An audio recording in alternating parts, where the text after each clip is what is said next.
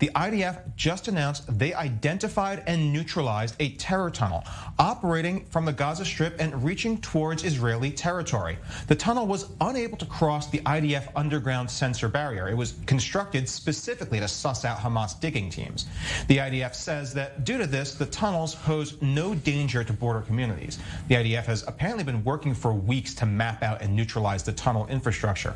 Hamas has historically used underground infrastructure to penetrate the border and both smuggle weapons and stage attacks against Israel's periphery. Now, for more on this, we are joined in studio by defense correspondent Jonathan Regev.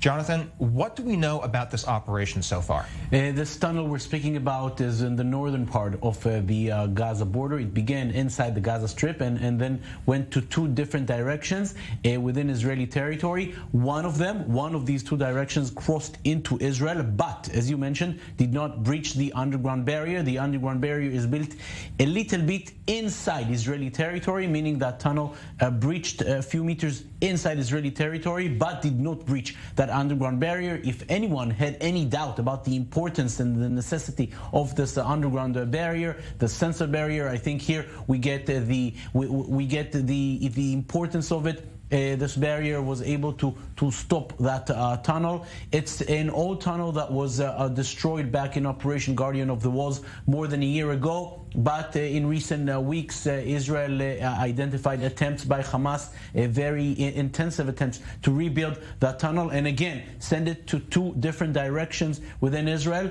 One of those two directions ended right at the place where the actual border stands. The other direction crossed a little bit into Israeli territory, but again it stopped where the underground barrier was not able to breach that underground barrier. The IDF is of course monitoring every activity in that tunnel within Israeli territory and will be attempting to destroy it soon. And of course, all this would not have happened unless a lot of intelligence was gathered from what is happening within the Gaza Strip. The IDF noticing that Hamas is again rebuilding that tunnel from within Gaza itself, and was able to detect that activity, and again publish this information regarding this tunnel, which we say again crossed a few meters into Israeli territory, but did not cross the tunnel, the barrier. That is why it did not pose any danger to the communities, the border communities inside Israel.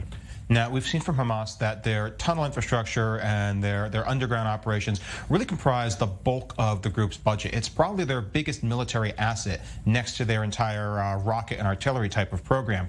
What role does underground infrastructure such as tunnels play in Hamas's war against Israel? Let's go back to 2014, Operation Protective Edge. One of the greatest success stories for Hamas at that operation is surprising IDF soldiers standing on the border, but surprising them from behind, meaning the soldiers are standing at their posts looking into Gaza. In one of the attempts, and it was filmed by Hamas, the Hamas tunnels led, of course, deep into Israel behind the post, and the Hamas fighters were actually able to surprise the soldiers from behind. Therefore, it is important for them. Another strategic success for Hamas back in 2006, kidnapping Gilad Shalit. How did that happen? The Hamas terrorists crossed into Israel from tunnels. Therefore, it is a major strategic asset by Hamas, one that I will not say has been taken away completely by Israel, but took a lot of a major hit by Israel with that underground barrier.